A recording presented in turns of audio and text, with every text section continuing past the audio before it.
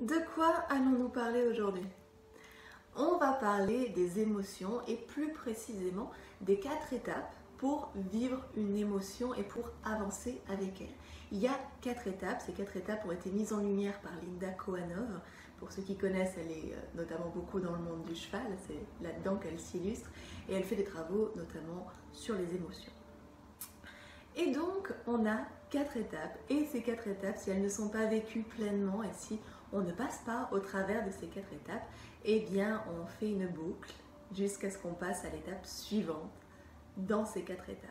Donc c'est-à-dire que tant qu'on ne les a pas vécues, eh bien on se les repasse en boucle.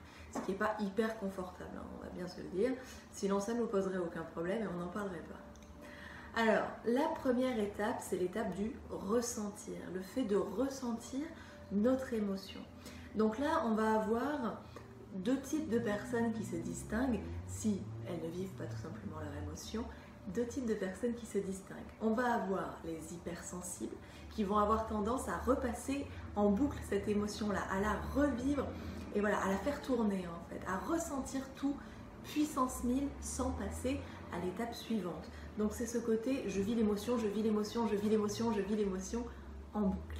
Et de l'autre côté, complètement à l'opposé pour le coup, on a les insensibles, alors soi-disant insensibles, mais qui refusent cette émotion et qui vont essayer justement de mettre un rempart entre je sens l'émotion et je sens l'émotion. Hein, c'est-à-dire je vais faire en sorte de ne pas la sentir ou en tout cas je vais me persuader que je ne la sens pas.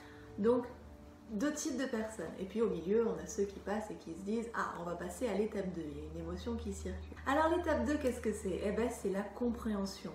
Ressentir notre émotion, c'est important. Et la comprendre, c'est ce qui va nous permettre de franchir la 3e étape ensuite. La comprendre, qu'est-ce qu'elle vient me dire? Pourquoi elle est là? Qu'est-ce qu'elle m'apprend sur moi? Qu'est-ce que je peux en tirer de positif? Et quel changement je peux amorcer dans ma vie? Ça, c'est la 3e étape, le changement. Changer quelque chose. Une émotion négative, qu'est-ce que c'est? Eh bien, une émotion négative, c'est tout simplement une émotion qui est désagréable à ressentir. Et si elle est désagréable à ressentir, c'est parce qu'elle nous demande de changer quelque chose. Et tant qu'on n'aura pas changé ce quelque chose, eh bien, on fera l'étape numéro 1, ressentir. L'étape numéro 2, comprendre. Mais on ne passera pas à l'étape numéro 3, qui est de changer ce quelque chose. Donc notre boucle, elle sera entre le 1 et le 2. Ressentir, comprendre, ressentir, comprendre. Et ça, c'est hyper frustrant. Parce que quand on a une émotion, qu'on commence à se dire « Ok, je me permets de la ressentir. Ah, elle me dit quelque chose. » On en a conscience, mais après derrière, on ne change rien. C'est pire que de ne pas le savoir ou en tout cas que, voilà. Non, c'est pire quand on sait qu'on doit changer mais qu'on ne change rien. Donc la 3e étape, c'est le changement. Changer quelque chose. Poser une action, poser une pensée différente, en tout cas changer quelque chose dans notre manière de percevoir la situation et d'interagir avec elle par conséquent. Donc ressentir, comprendre, changer, transformer ce quelque chose qu'on nous demande de changer ou transformer. Et enfin la dernière étape, c'est le lâcher prise, le retour au calme. Tout simplement. Mais si on n'a pas fait les 3 étapes précédentes, eh bien le retour au calme, il n'est tout simplement pas possible. Donc voilà les 4 étapes de la compréhension émotionnelle pour vivre une émotion, pour lui permettre de circuler et de nous apporter quelque chose de constructif dans notre vie, sans quoi on tourne en boucle tout ce que l'on peut tourner en boucle.